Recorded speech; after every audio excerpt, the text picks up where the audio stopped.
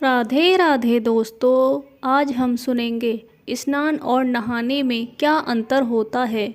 आइए सुनते हैं रुक्मणी, श्री कृष्ण और सत्यभामा की कहानी। एक बार देवी सत्यभामा ने देवी रुक्मणी से पूछा कि दीदी, क्या आपको मालूम है कि श्री कृष्ण जी बार बार द्रौपदी से मिलने क्यों जाते हैं, और कोई अपनी बहन के घर बार बार मिलने थोड़ी ना जाता है। मुझे तो लगता है कि कुछ गड़बड़ है। ऐसा क्या है जो बार बार द्रौपदी के घर जाते हैं। तो देवी रुक्मणी ने कहा, बेकार की बातें मत करो, यह बहन भाई का पवित्र बंधन है। जाओ, जाकर अपना काम करो।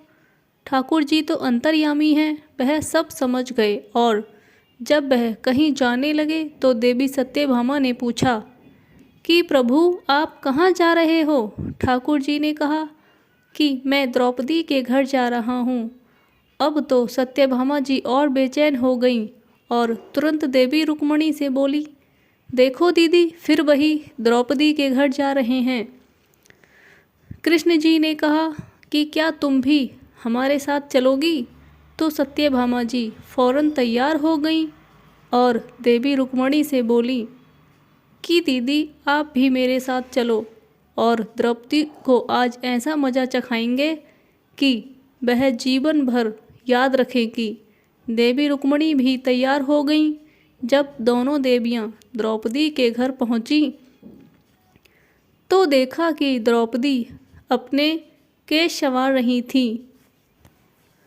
तो भगवान श्री कृष्ण ने पूछा, द्रौपदी, क्या कर रही हो। तो द्रौपदी बोली, भैया, केश संवार के अभी आई। तो भगवान बोले, तुम काहे को केश संवार रही हो, तुम्हारी तो दो दो भाभी आई हैं, यह तुम्हारे केश संवारेंगी। फिर कृष्ण जी ने देवी सत्यभामा से कहा कि तुम जाओ और द्रौपदी के सिर में तेल लगाओ, और देवी रुक्मणी, तुम जाकर द्रौपदी की चोटी करो। सत्यभामा जी ने रुक्मणी से कहा, बड़ा अच्छा मौका मिला है, ऐसा तेल लगाऊंगी इसकी खोपड़ी से एक एक बाल तोड़ के रख दूंगी। और जैसे ही सत्यभामा जी ने द्रौपदी के सिर में तेल लगाना शुरू किया और बाल तोड़ते ही आवाज़ आई, हे कृष्ण। फिर दूसरा बाल तोड़ा, फिर आवाज़ आई, हे कृष्ण। फिर तीसरा बाल तोड़ा, फिर आवाज़ आई, हे कृष्ण।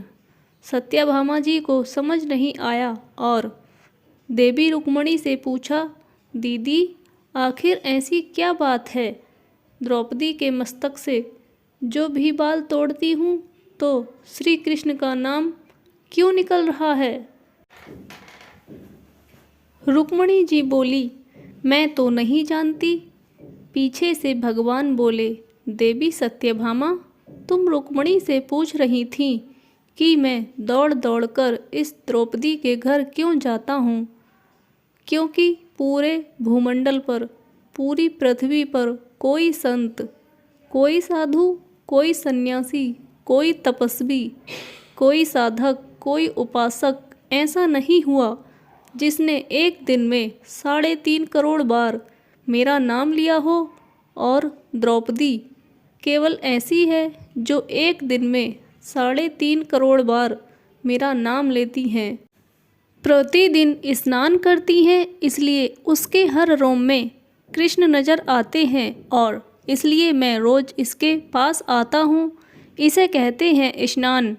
जो देवी द्रौपदी प्रतिदिन क्या करती थी, और हम जो हर रोज़ साबुन, शैम्पू व तेल लगाकर अपने तन को स्वच्छ कर लेते हैं, इसको केवल नहाना कहा गया है। स्नान का मतलब है हमारे शरीर में 3.5 करोड़ छिद्र हैं। जब नारायण से पूछा गया, यह 3.5 करोड़ छिद्र किन कर्मों के लिए दिए गए हैं, तो नारायण ने कहा, जब मनुष्य 3.5 करोड़ बार भगवान का नाम लेता है तब जीवन में एक बार उसका स्नान हो पाता है। इसको कहते हैं स्नान। इसलिए श्री कृष्ण का नाम तब तक जपते रहिए जब तक 3.5 करोड़ बार भगवान का नाम ना जप लें।